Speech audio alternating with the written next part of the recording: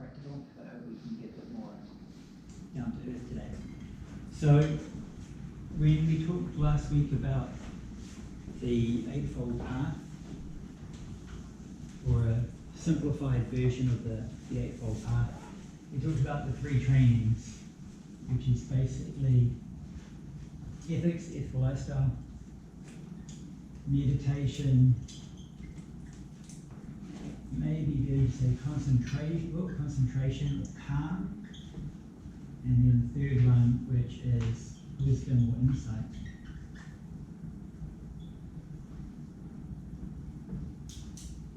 Is kind of the path in a nutshell. I know it's very common to talk about the second one as meditation, but often what happens is when people are talking about meditation, they're also kind of including this so-called element of wisdom or insight. So traditionally, that's really broken up into two aspects. Right? This one side is this developing of a calm, clear state of mind, and that clarity then helps to provide insight. If we can take a kind of a scientific analogy, if you're going to do a scientific test of something, you need to make sure that your instrumentation and your equipment is working properly, right? And you also want to like kind of filter out background noise so that you can be very clear of what you're actually like examining or taking data from. So this first one here is kind of the calming out all the background noise, making sure all your equipment's nice and tuned, and then putting the equipment to use to really try to understand whatever you're looking at. That's just kind of an analogy, don't push it too far. But these in turn are still based on what we're going to look at today, which is kind of ethics or an ethical lifestyle. Often we have another term, morality.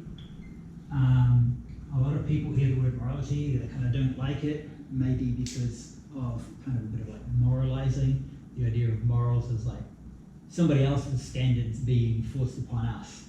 We're going to kind of talk about that today.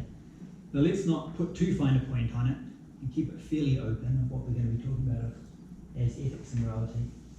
Now, in these three trainings, the technical Sanskrit term is Shila.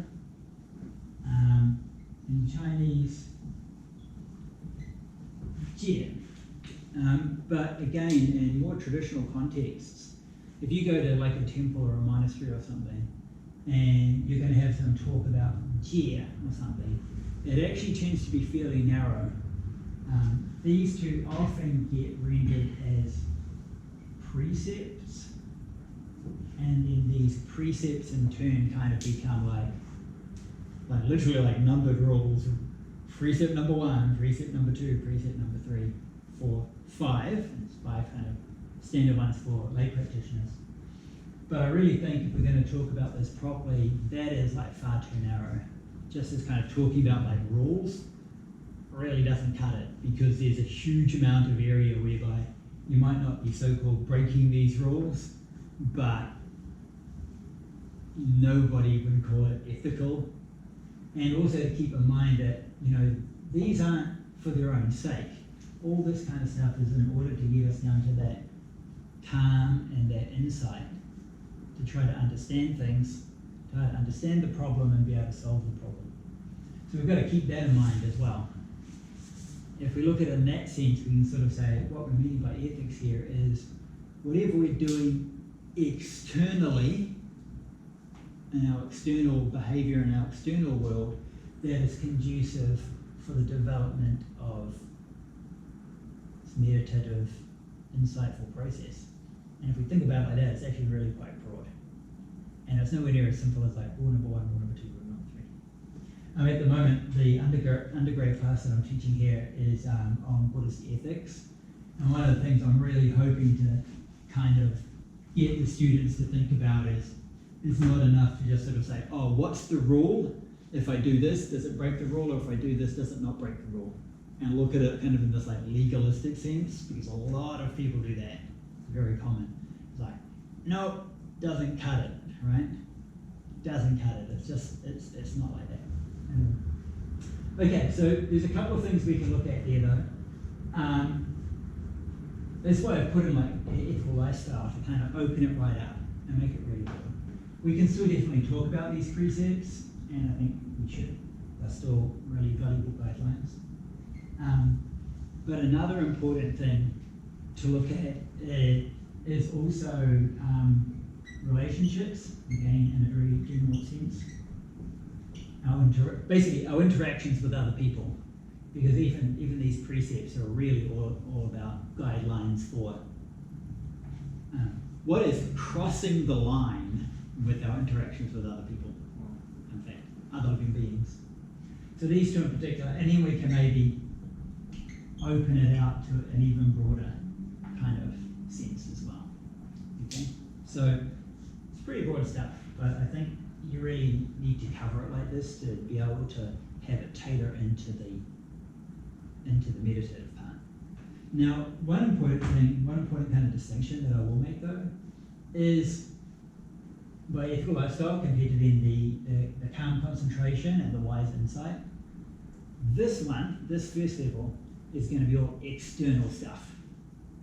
Okay, so when Buddhists talk about precepts, it's all about actions. It's not enough to just say like, oh, actually some people say this, like, oh, even if you have like a negative thought, you're breaking the precepts.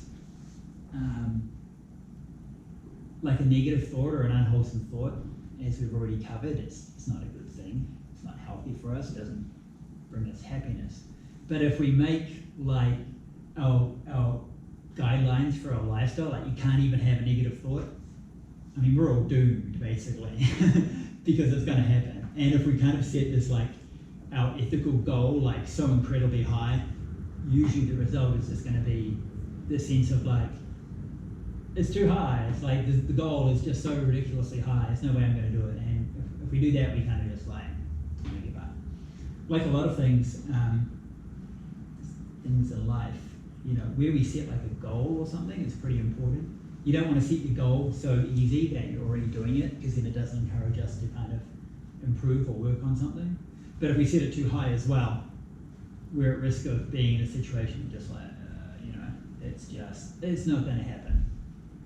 So we're going to have to set goals that are realistic and attainable.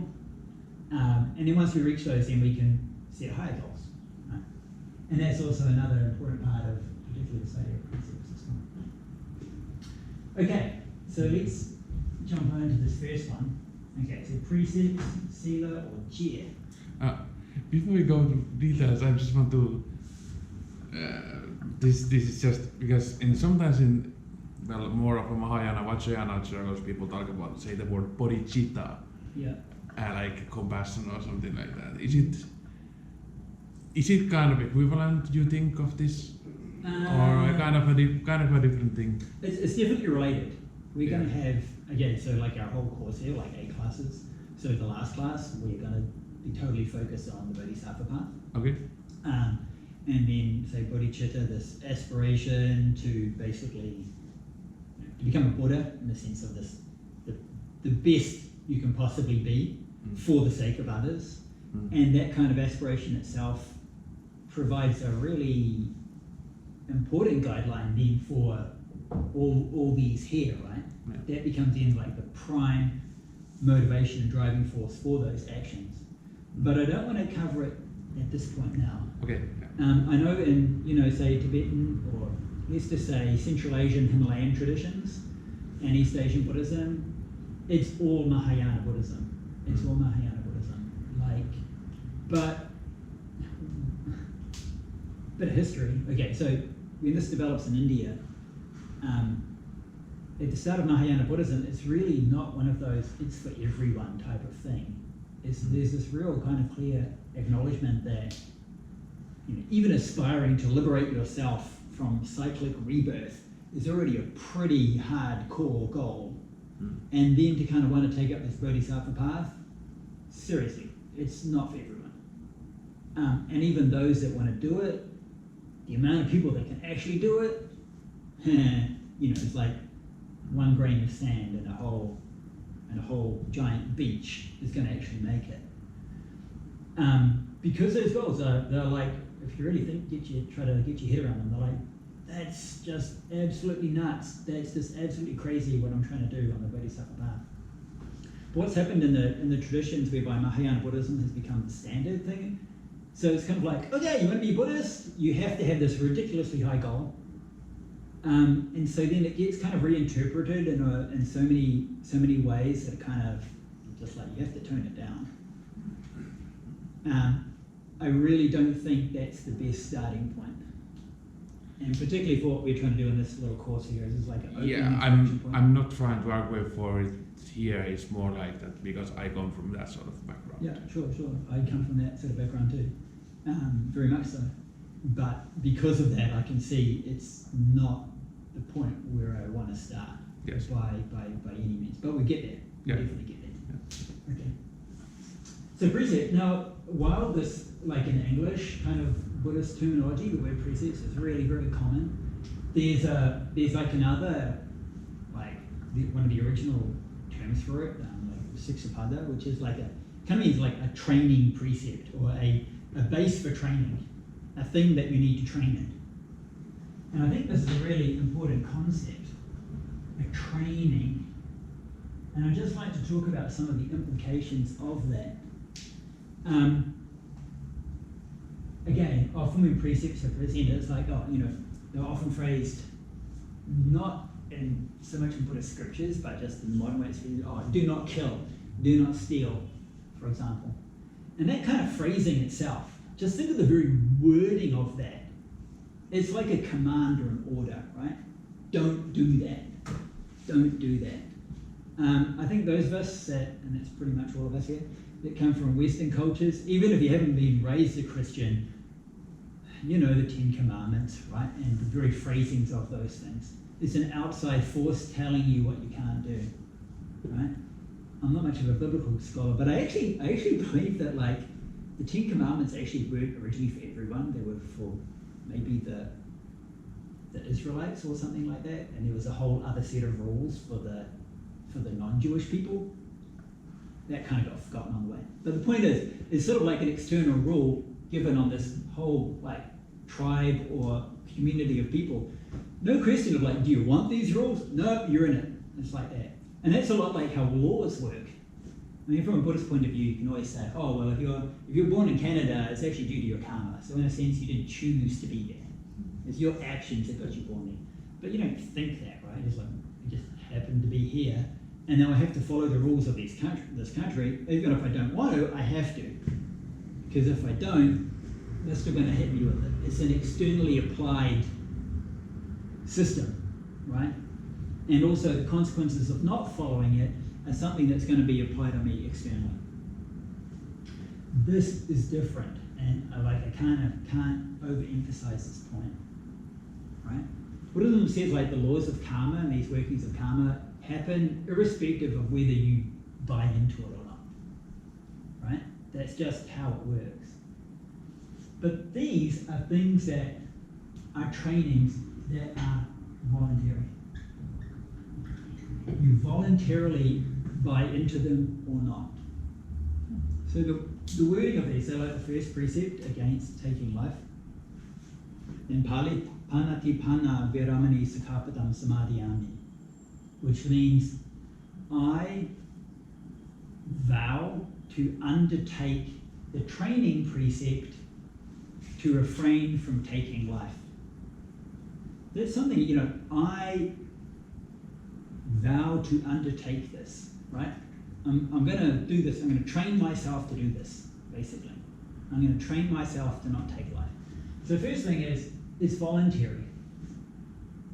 And because it's voluntary, it applies to yourself. It doesn't apply to someone else. You can't say, I vow that Mark is going to do something, and then I've got my eye on you, right? And then if Mark's not doing it, it's not like that at all. Right? So that's I really think it's quite an important distinction. Voluntary applies to oneself, not to others. The fact that it's a training is also a bit different. If you say something like, I'm going to train myself to, I don't know, what do you people like to do? I'm going to train myself to run a marathon. right? So your first, the longest I've ever run is 5 kilometers. I'm going to train myself up, and now I can run 10, and now I can run 20, and I'm always dying, but I'm going to make 42 kilometers, and one day you can train yourself to do it. You might try to run your first marathon. You might collapse halfway, right? So what happens if you said, I'm going to train myself to run a marathon, but you actually try it and you can't do it? Should you be punished? No, it's just like something I'm training myself to do. Like, if I can't do it, doesn't mean I should be punished for it, right? Like a kid, you want to learn to ride a bicycle? Yeah, do your best, keep working at it.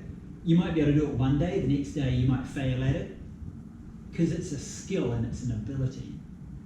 If you keep training yourself in it, however, you get to a point whereby you can always ride a bicycle, and you won't fall off pretty much ever. I mean, you might fall off if you got tripped by a car, but again, you should be punished for that. It's just like circumstances out of my control, and it didn't work out right. So that's another really important thing to keep in mind about these trainings. We're dealing with ethical things, so if it's something like, Trump raised the question on vegetarianism, which is a good one. So, and again, I have this with the undergrads. Like, I kind of tell them all the stuff, and then the second hour they go off with the tutors and they have the discussion times, and I just want to sit in the background and listen without trying to jump in too much. But it's a pretty common one that comes up. A lot of them sort of say that refraining from taking life must either... Why don't I write a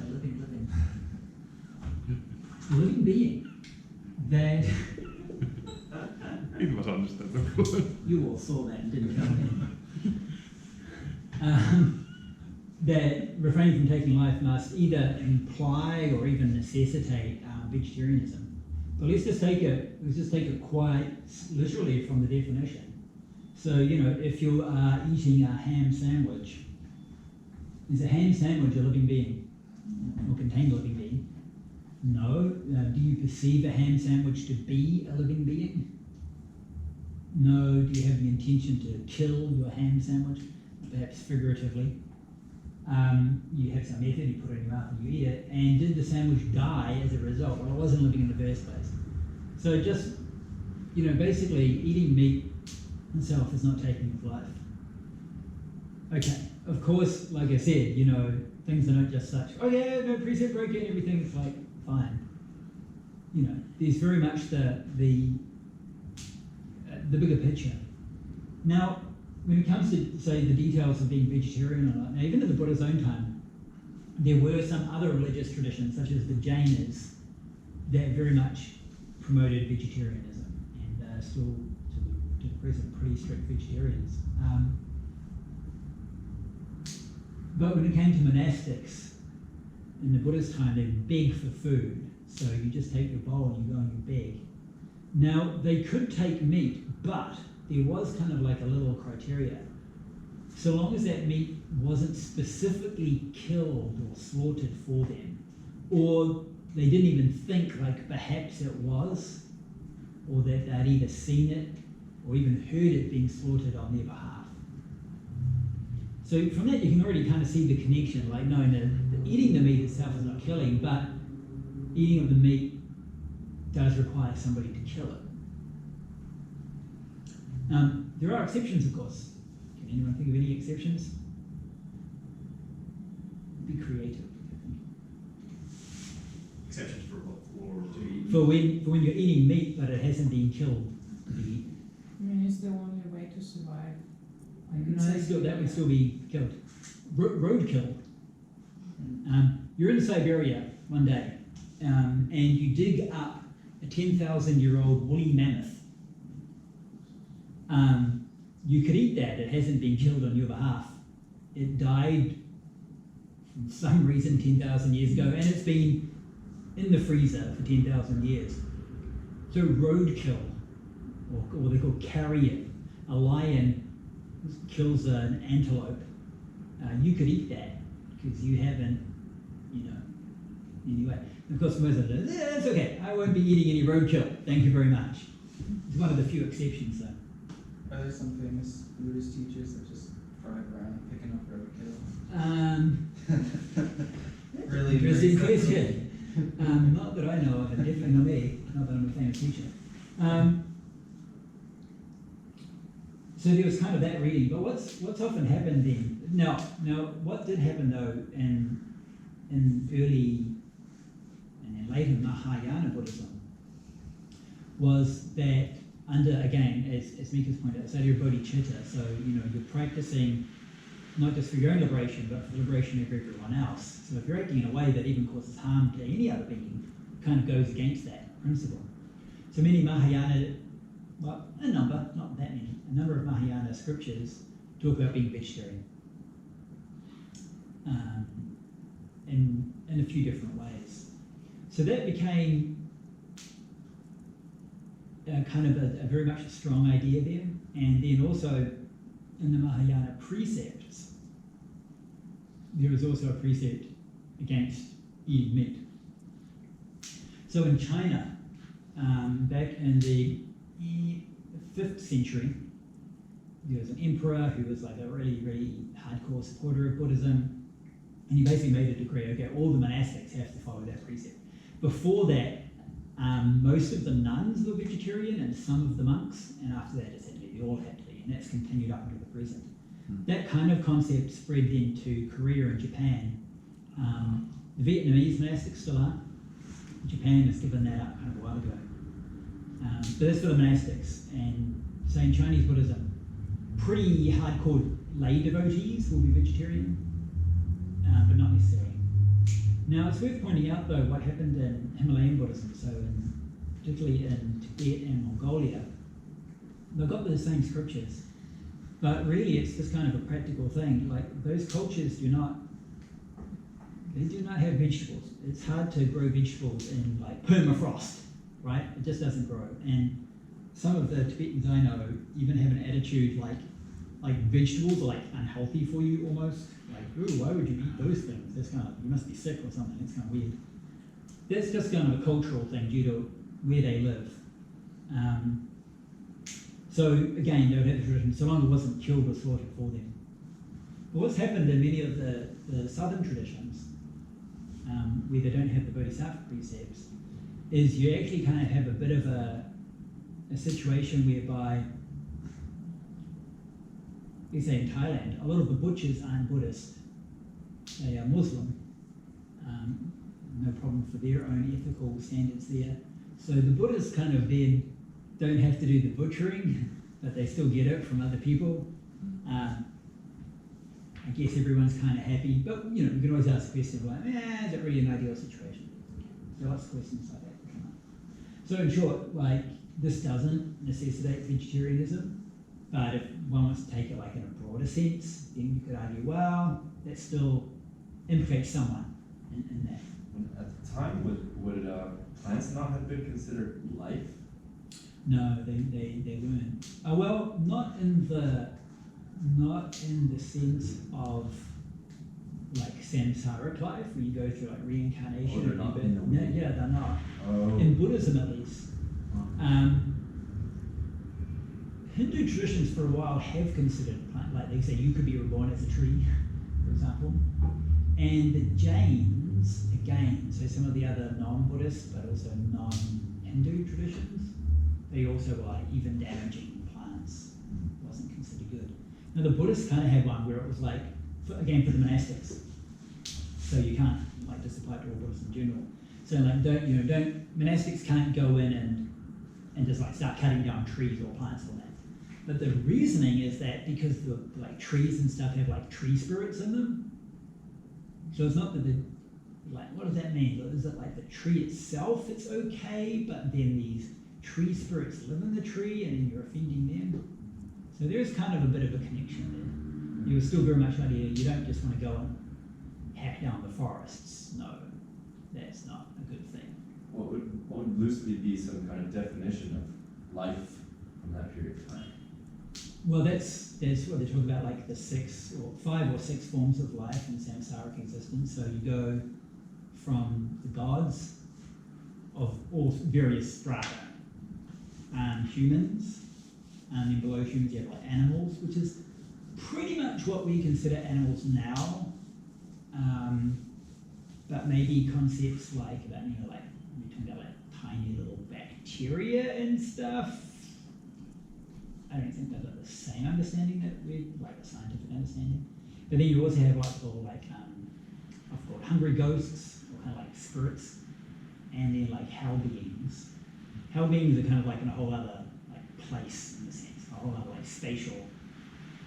They're not like co-spatial with us here.